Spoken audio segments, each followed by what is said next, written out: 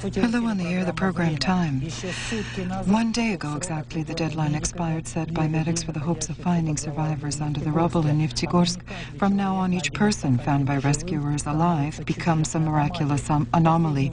In the last 8 hours, for rescuers who uncovered 86 more people, including 10 children, this miracle occurred 2 times. At 1500 hours Moscow time, saved from under the rubble was a live boy around 11 or 12 years of age, Misha Deputatov. He had lain under the rubble for 6 days. Currently, despite the overall critical condition, he has a few broken ribs and a crushed hand. His life is not in danger. The second one rescued today was a 32-year-old Fyodor Yakimov. He is suffering from the effects of heavy pressure to the shin bones. Overall, from under the rubble, 1,271 persons were extracted. The list of casualties at this hour has stopped at the figure 866. But cruel arithmetic indicates that more than 1,500 people have not yet been found. Rescuers hope Misha Deputatov and Fyodor Yakimov are not the last survivors. Our correspondent Victor Karatkich just reported to our station. It's finally established by the District Immigration Service that in Neftegorsk at the time of the earthquake there were 2,997 residents. How many remain under the rubble, however, is difficult to say. From conversations with victims who survived, it turns out that in the town, at the moment of the tragedy, there were guests from other regions of Russia.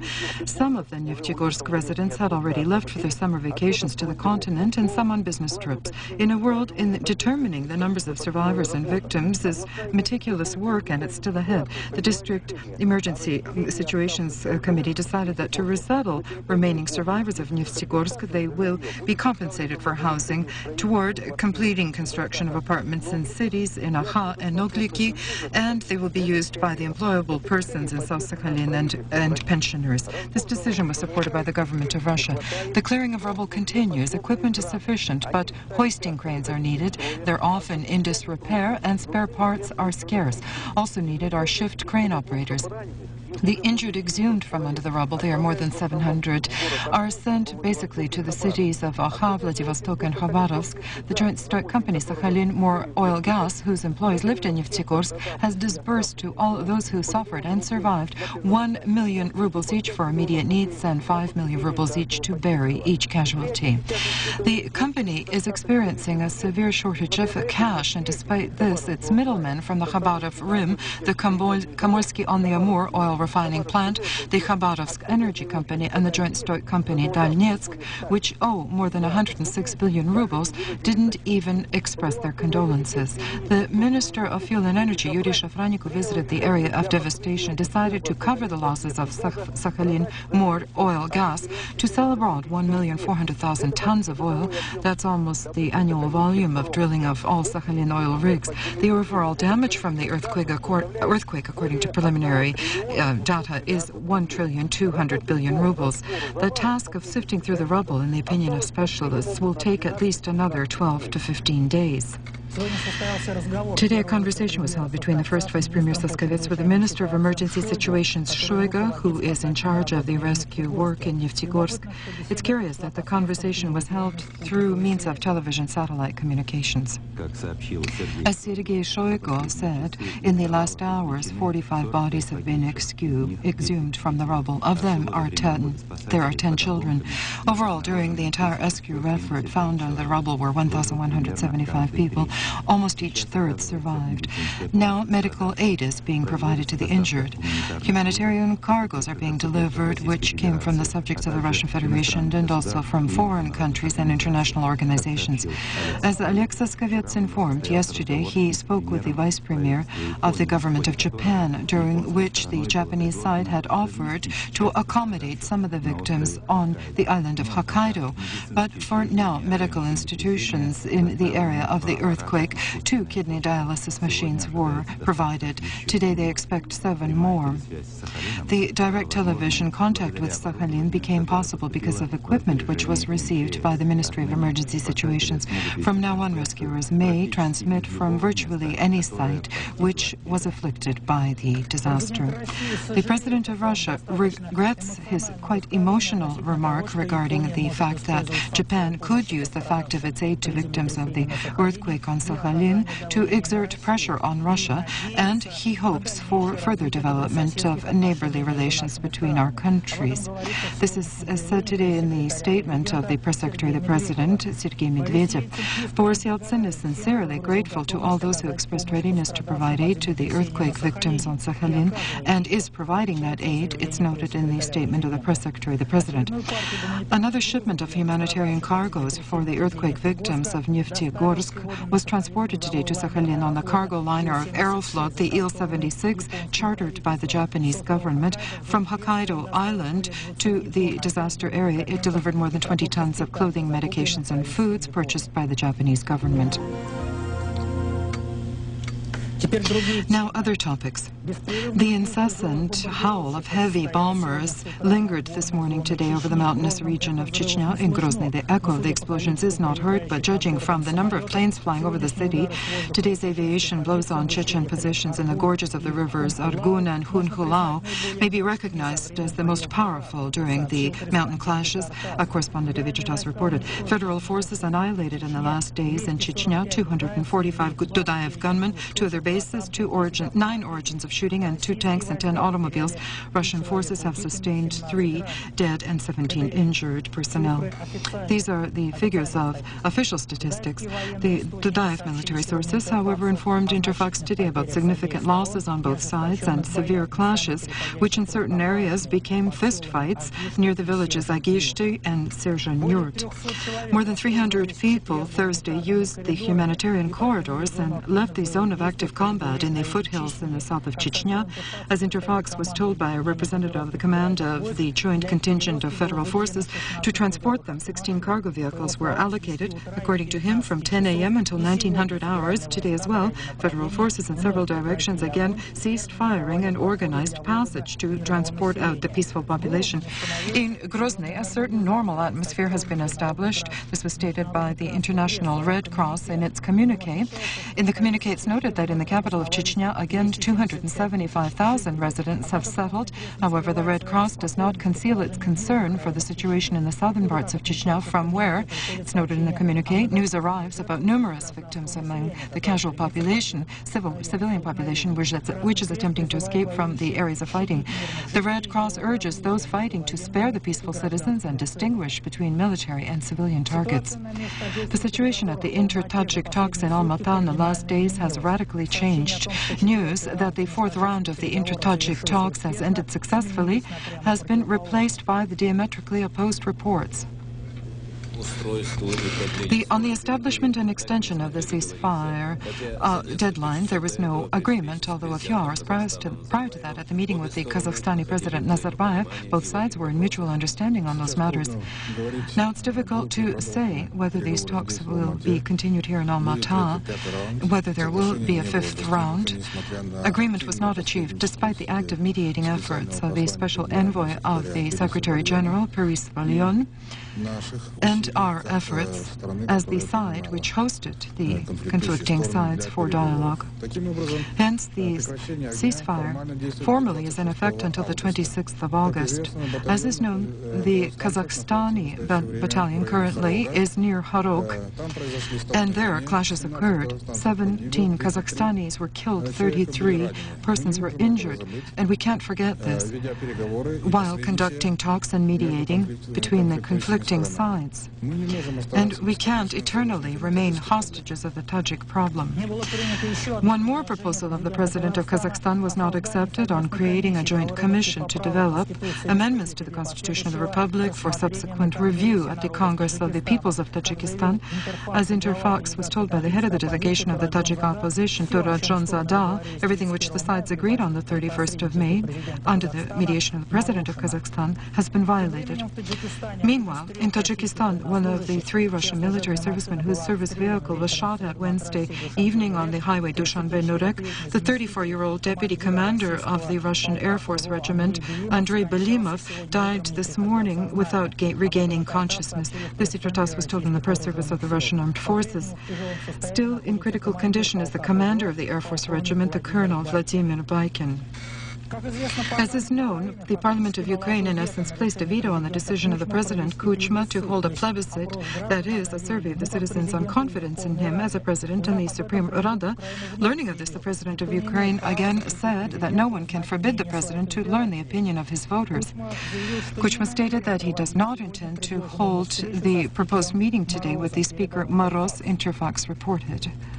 The Supreme Soviet of Ukraine didn't discuss the legal political situation in Crimea today. The question is deferred for discussion to next week. Today in Kiev were the advisors of the President of Russia, Boris Yeltsin, to prepare for the meeting in Sochi. All talks with the President, Prime Minister and Minister of Defense of Ukraine regarding the division of the fleet were held behind closed doors. About the progress of the talks, journalists received no official information.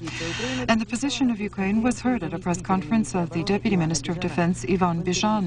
In an interview to the program Time, Ivan Bizhan said, "When we were beginning talks on the Black Sea Fleet in 1991, we operated on the premise that everything which is based in Ukraine, that is 92% of the Black Sea Fleet, should be the property of Ukraine. Now we've already reached the point that we agree to receive 20% of the vessels of the Black Sea Fleet, and apart from that, what regards basing, the position of Ukraine is such that it will provide within reasonable parameters the necessary number of docking sites and points of location for the fleet of the Russian Federation.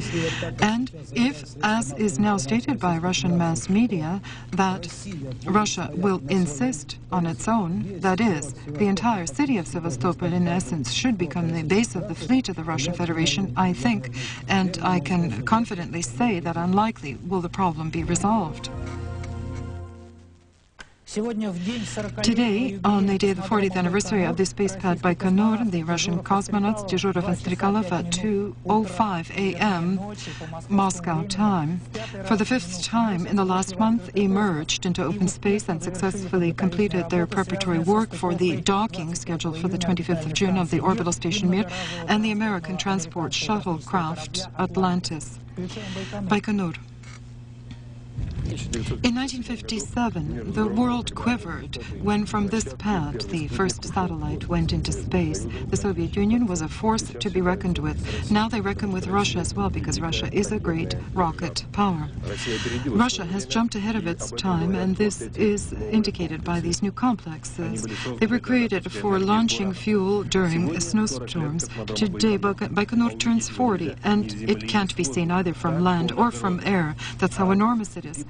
And here in the steppe, almost in the desert, they say that in the shadow of rare trees, stellar experiments are underway. That's official terminology at Baikonur. Today, on its anniversary, the military space personnel, leadership of the Russian Space Agency, demonstrated an opening for the public at large. This is a Zenith rocket, the latest and most contemporary one in the world. Even the wealthy Americans can't build it for decades. It's fully automated. There are no humans during carting out, at installation, or at the fuel ups. It was created for the piloted space program. It's produced in Dnipropetrovsk. Unfortunately, now that's another country. And in Ukraine, 100,000 people are employed in the space industry. Today, here on the pad, there are many anniversaries. It's the 15th anniversary of the Zenith parts, 10 years since the first launch, and 40 years for Baikonur. At the meeting, veterans of the space pad said such words: "We must speak of the role of Baikonur in the development of world civilization.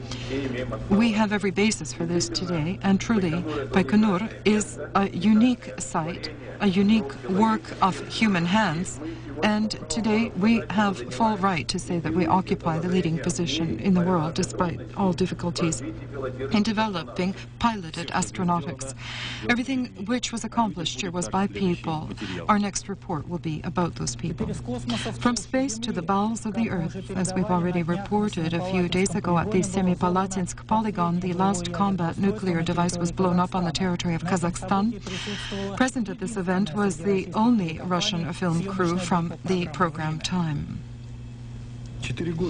For four years have passed since that time when the nuclear explosive device with a power of 0.3 kilotons was placed at the Semipalatinsk polygon into the gallery 108K, forged into the granite cliff of the mountain ridge Digile. Before that, here, 2 times underground nuclear explosions were conducted, yet the 650-meter tunnel, in essence, wasn't damaged. To continue to keep under earth the charged nuclear cartridge was no longer permissible. Consequences could have been the most unpredictable, nor could it have been dismantled. Therefore, the scientists of the Russian neo-technical physics sector, after thorough research, decided to destroy the device. For this, 400 kilograms of TNT were placed into the cavern, whose directed explosion, bypassing chain reaction, should have destroyed the charge. No one yet had conducted such a task in the world, and therefore there was no complete guarantee of success.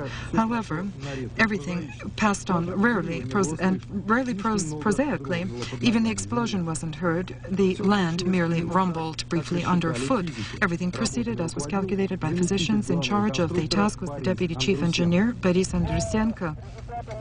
According to the results of the visual measurements, everything is normal. All of the transmitters were operating at the base, and all of the transmitters functioned, so the destruction was successful. Boris, I congratulate you. Good work. And so, the last military nuclear device on the territory of Kazakhstan has been annihilated. The radiation conditions in the area of the gallery 108K does not exceed permitted levels. For 5 days, Russian scientists will continue to monitor and study, and later will leave, so as to begin everything from the beginning, but this time at the Russian nuclear polygon on Novaya Zemlya. And again about the atom, which, as is known at times, is not quite peaceful. Today on the Kola Peninsula, the command staff training of the Aurora Borealis 95 were completed. During training, they practiced procedures by operating organs and liquidating radiation accidents at nuclear power stations. The training, organized by the Ministry of Emergency Situations of Russia and the Department of Humanitarian Affairs of the UN, representatives of 25 countries participated, as well as NATO, the World Nuclear Monitoring Agency, and other organizations. Scientists demonstrated that if a radiation emergency occurs anywhere on the Earth's surface, the international community may combine its efforts to resolve the problem. The main thing is that we and other countries have learned from the sad experience of Chernobyl. And now about personnel appointments, which, as is known, decide everything.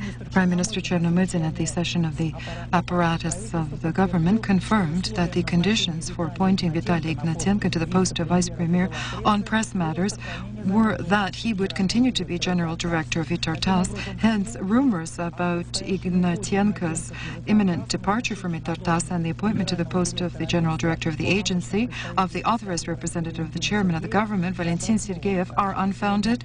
The agency, Itartas itself, reported today.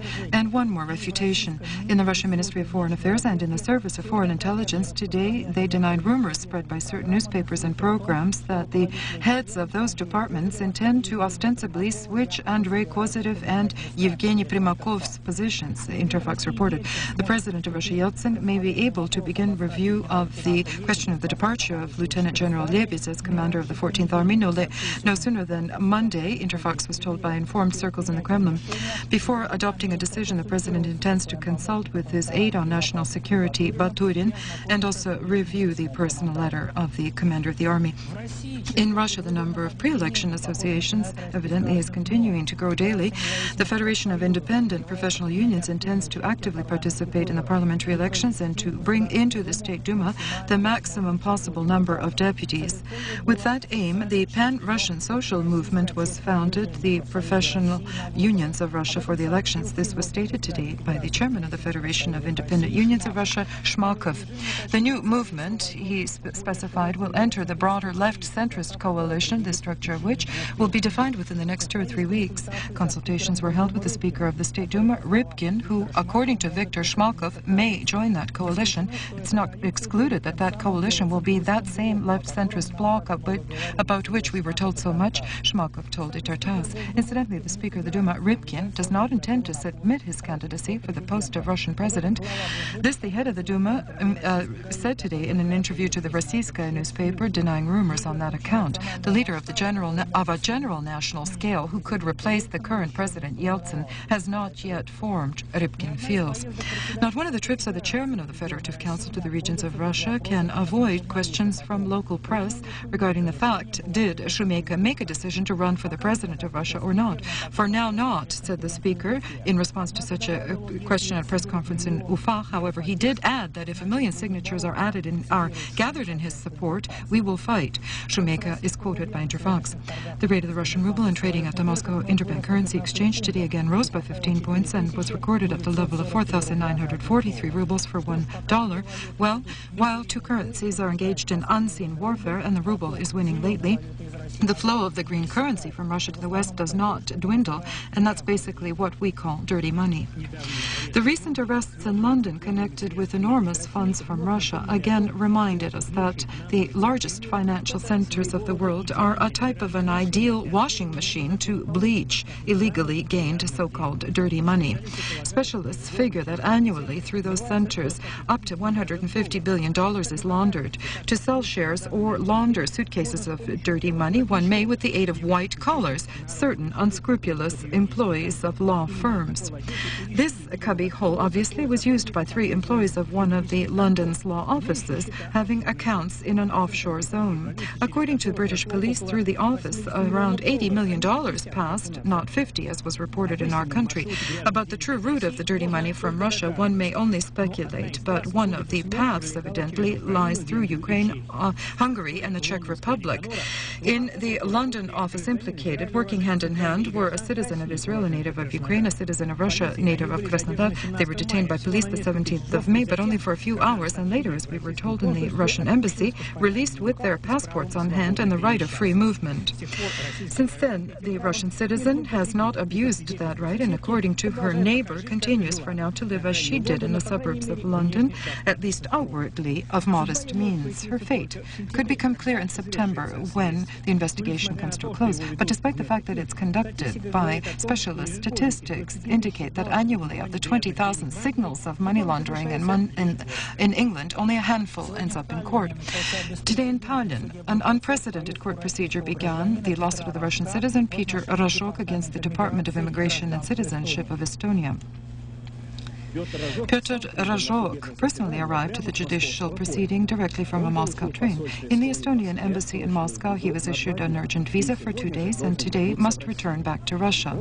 He was deported from Estonia in the end of March as an opponent of the constitutional order and territorial wholeness of the Estonian state. Pyotr Razhok disagreed with the decision adopted on his deportation and then filed suit against the Department of Immigration. Today, the Tallinn Administrative Court began hearing the case. According to the judge, Tio Yervana, she doesn't want that the case should become a political one and will act strictly within Estonian legislation. And yet the case has already generated broad public interest, although if only for the reason that Pyotr Razhok was a representative of the party of Mr. Zhirinovsky in the Republic. Peter Razhok himself feels that in Estonia there is a basis for such incidents in the future. I count on the loyalty of the Estonian court. I think this is the only thing which has now still been preserved in Estonia, and that is the judicial system. It seems to me everything else has been demolished. So you still have hopes of winning the case? Yes, I have hope of winning because the deportation was illegal without the sanction of the court, and you can imagine yourself that people who did this are far not only from legislative acts which they had developed for their own purposes and for themselves, and they themselves are also absolutely unfamiliar with international law. Today, on Mr. Razhok's request, the court gave him an opportunity to become more acquainted with the materials of the case and postponed the hearing for 10 days. The situation in former Yugoslavia as previously is in the headlines of world information agencies. The UN peacekeepers are still hostages of the Bosnian Serbs, and the American plane shot down by a missile near Bihać could become the last straw to destroy the fragile, indefinite condition of peace between the Serbs and NATO. But about everything in order, the subdivisions of the American army in Germany began to prepare for possible actions in Bosnia. For this purpose, from today until the 11th of June, all temporary restrictions are lifted on conducting shooting at the largest European military polygon near the Bavarian city Gravenfurth. In the first phase of preparations for the possible Bosnian operation, there should be 850 American military personnel. Speaking in Madrid, the American Secretary of State, Christopher, ruled out the possibility of withdrawing the blue helmets from the republics of the former Yugoslavia. Moreover, he spoke out for strengthening the UN peacekeeping forces. In that connection, Christopher announced the decision of the President of the United States to deploy American ground forces in Bosnia in order to provide a coordinated rebuff for the Serbs who, according to him, refused to accept peaceful steps. Shot down in Bosnia-Herzegovina, a few dozen kilometers from Banja Luka by an anti-aircraft missile, the aircraft of the American Air Force, the F-16, fell on the territory of Bosnia-Herzegovina. According to information which the NATO command has, the pilot of the American plane is alive. For now, however, it's not been possible to establish who shot down the American pilot today, the Muslims or the Serbs. The American Air Force plane was on a reconnaissance flight in the airspace of former Yugoslavia in the framework of the NATO operation to ensure the ban on the flights by combat aviation of the warring sides in the skies over Bosnia-Herzegovina. On the initiative of the Prime Minister of France, Alain Juppé, planned for tomorrow in Paris, the meeting of the heads of the military departments of the NATO countries and the European Union in order to discuss the situation in Bosnia-Herzegovina. The main question which is to be discussed by the Ministers of Defense and heads of staff, is it worth it to create a multinational quick response force in order to protect the UN peacekeeping personnel in former Yugoslavia? The acuteness of the problem is of no doubt to anyone, because to date more than 300 soldiers and officers of the UN in Bosnia are in essence imprisoned by the Serbs, although no one can definitely say how many hostages the Muslims are holding. What regards the so-called quick response forces, informally they seem to already exist, because in the neutral waters of the Adriatic Sea currently there are more than 30 combat ships of the NATO countries and the Western European Union. Among them are the American, British and French aircraft carriers. One may add that only at the NATO aviation airbase in the Italian Aviana there are around 200 bombers and destroyers concentrated. They've already launched bomb attacks on the positions of the Bosnian Serbs. The only purpose of this entire armed armada is to provide aid for the peacekeeping contingent of the blue helmets. If the situation in Bosnia becomes too intense, but it's already intensified to the limit, however, the UN's and NATO's hands are essentially tied. They're not permitted to deal air blows nor undertake any combat on the ground. The threat of the leader of the Bosnian Serbs of reprisals against peacekeepers in the events of new bombings is more than a reality. Evidently, one must lend an ear to the statement of the same Karadzic about the readiness to begin talks with representatives of the countries of the contact group to release the UN personnel. This he stated in a letter to Boutros Ghali, but the reaction to the proposal was negative. The UN command has turned down Karadzic's conditions.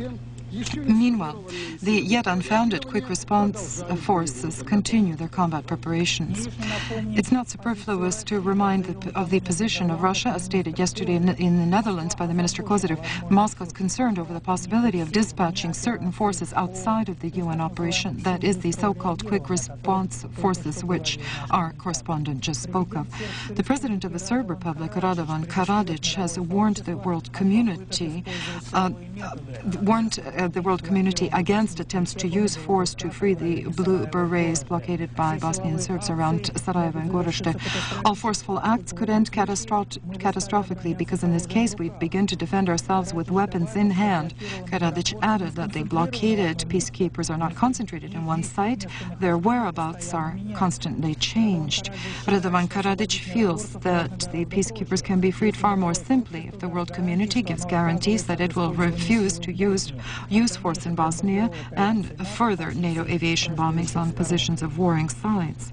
It seems the situation in Bosnia during the last hours is beginning to go out of the control of the NATO politicians. Croats today blew up a bridge near Bosanska Radice, along which Serb refugees from Western Slavonia were moving to Bosnia.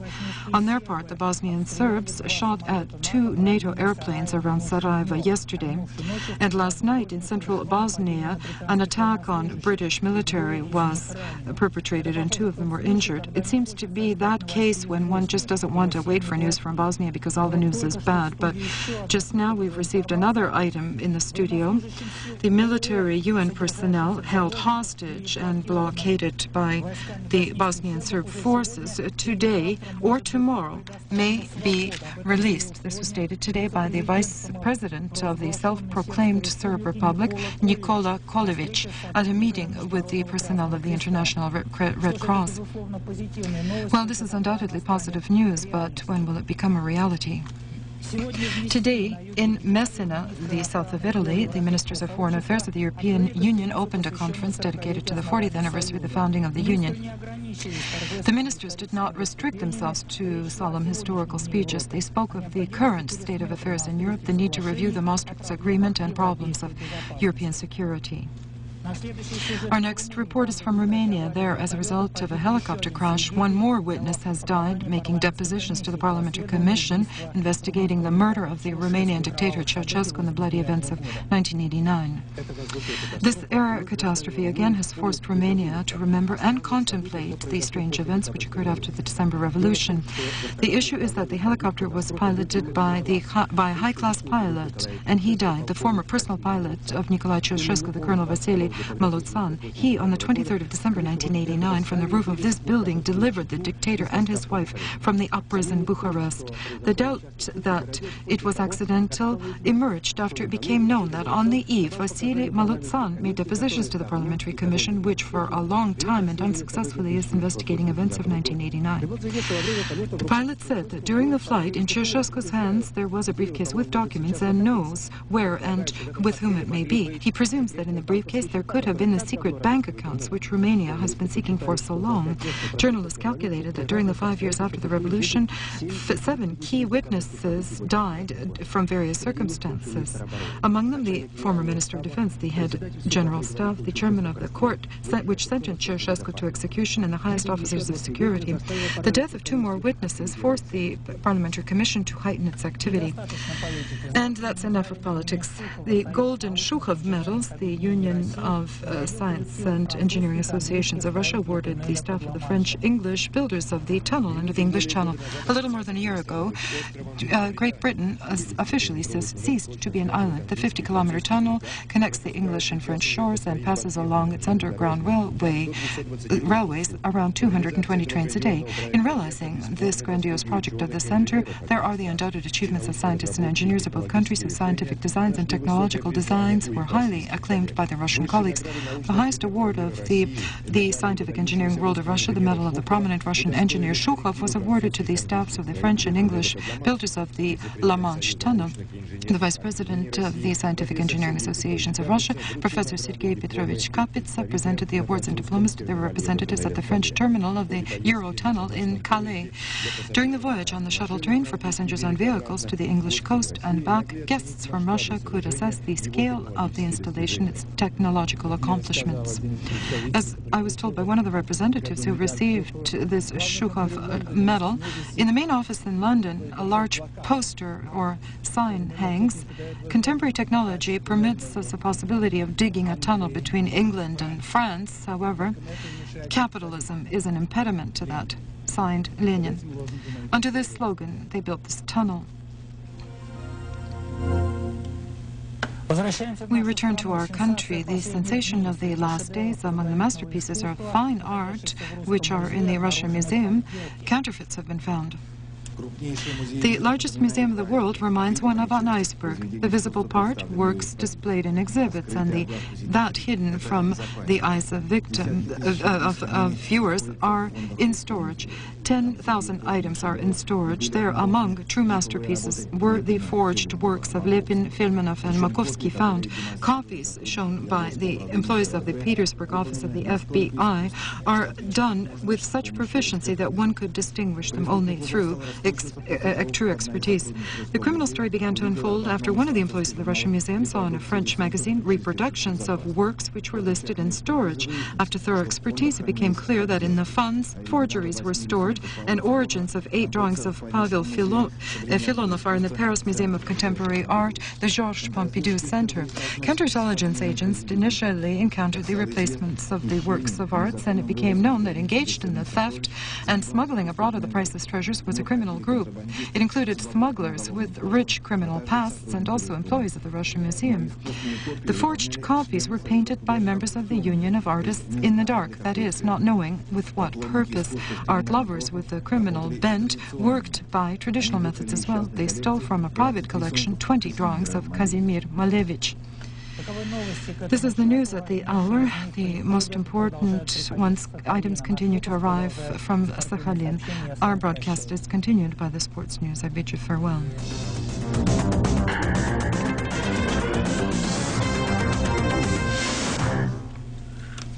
Good evening. On Channel 1, the sports news. Today, after a brief pause at the chess super tournament Master Great Novgorod 1995, the regular matches were held. The leader, Garry Kasparov, playing the black figures against Vladimir Kravnik. In the debut, the rivals used an infrequently used version, the defense of the 2 knights, sacrificing a pawn. Kravnik very knowledgeably continued his assault, and the world champion had to apply great effort to tie the match. As a result, the players parted with peace, however. Kasparov kept the leadership. In second place, with a half-a-point drawback, is Vasily Ivanchuk, holding a beautiful victory with the black figures over Nigel Short. Vasilij Topalov beat Rafael Vaganyan, and 2 more matches ended in a tie, Elvis Yusupov and Timan Gulko.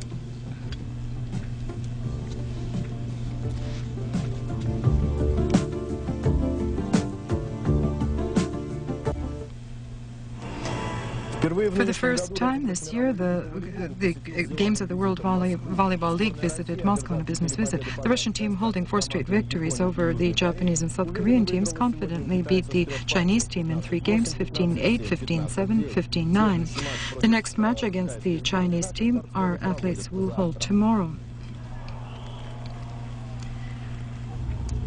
At the Russian Rugby Championships, on the tournament chart, after another game, there's a tie for victories held each by 2 clubs. The national champion Krasny Yar from Krasnoyar beating the Pens of VM 32-14, and the VVA team, which beat the West Star team 14-0.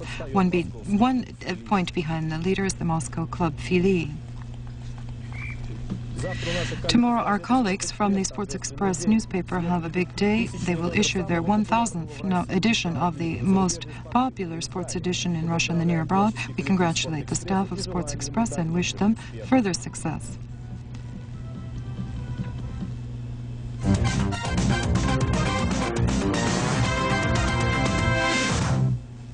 The semi-final match for the Davis Cup between the tennis players of Russia and Germany may be held in Kazakhstan or Uzbekistan.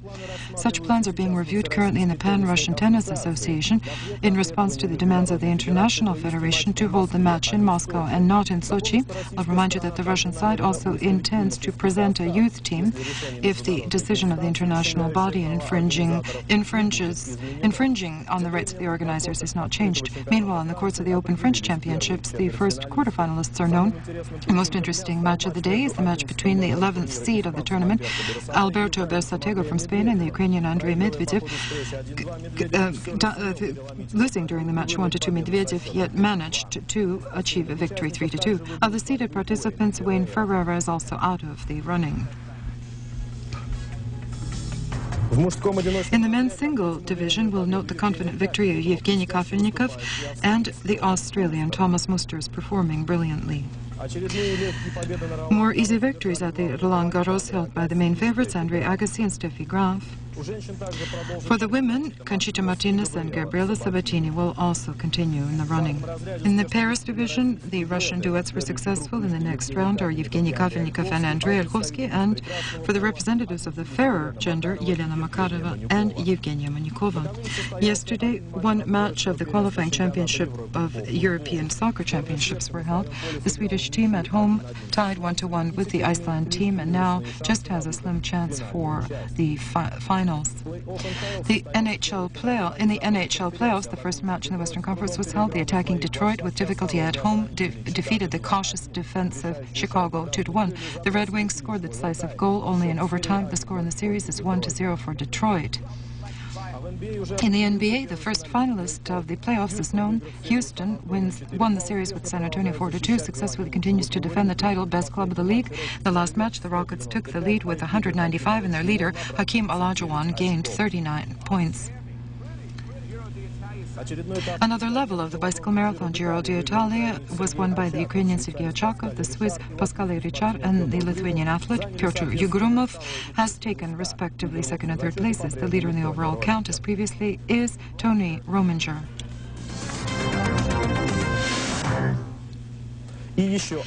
And more bicycle sports. The Russian Maria Prudnikova, winning the second level of the marathon in Portugal, is the leader in the overall count, ahead by 11 seconds of the German Hanke Kupfernagen. This was the sports news on Channel 1. In conclusion of the broadcast, His Majesty Soccer, the game of millions in which only individuals achieve perfection. All the best.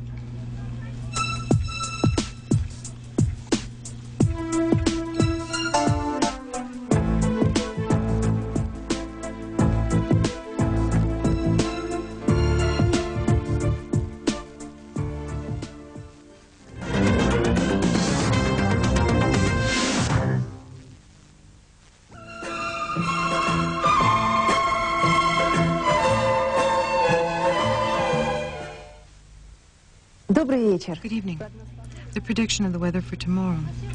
An atmospheric front which is passing along the Volga-Vyatsk area in the north of Karelia, it divides two anticyclones, the cold one over the northeast and the warm one over the center of European Russia. In the zone of that atmospheric front, it's cloudy with some isolated rains and possible thunderstorms during the day, 17 to 22. Along the coastal regions of Kola and Arkhangelsk district, 7 to 12 degrees. In the Nenets Autonomous District, in the Republic of Komi, the northern Ural, in a cold anticyclone, it's very cloudy without significant precipitation. Temperatures of the air +7 to 10. At night, frost down to -3. Under the influence of a warm anticyclone in the northwestern region, the central and central Chernozem areas, it will continue to be hot with day temperatures of 27 to 32. In the afternoon hours, there will be isolated torrential rains and thunderstorms. In the Baltic states and in the Kaliningrad district, in the zone of a cold atmospheric front, partly cloudy skies with rain and thunderstorms. Temperature of the air in the west of the region, 18 to 23. In the east, 23 to 28. In the south of Russia and beyond the Caucasus, as in the previous days, it's dry and hot, 30 to 35 degrees. In the steppe area of Stavropol, Kalmykia, and along the Volga, dust and sand storms. In Belarus, Ukraine, and Moldova, from the west, an atmospheric front is moving in, which will bring some light rains, thunderstorms, and wind squalls increasing to 20 meters per second. Day temperatures 22 to 27, in places up to 30. At the resorts of the Black Sea coast of the Caucasus and Crimea, it's warm and sunny, 25 to 28 degrees. Temperature of the seawater, 18 to 20 degrees. And the weather in St. Petersburg and in Moscow. In St. Petersburg, tomorrow, partly cloudy skies with some brief rain. At night, 15 to 17. During the day, 27 to 29. In the capital, variably cloudy skies. By the end of the day, some brief rain and thunderstorm. Winds are weak. At night, 17 to 19. During the day, 28 to 30. I wish you to rest well on the weekend. All the best.